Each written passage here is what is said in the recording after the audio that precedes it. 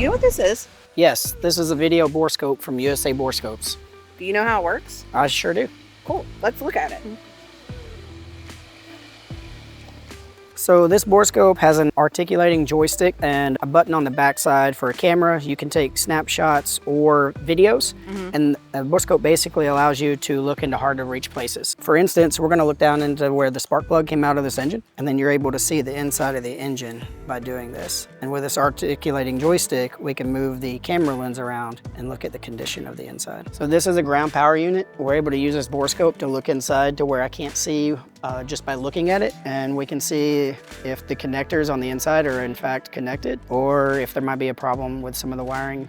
Video borescopes come with a variety of lengths for the cables. This one is 2 meters long, so that allows us to get almost 6 feet into the unit that we're looking at. That's a demo of USA Borescopes, now available at pilotjohn.com.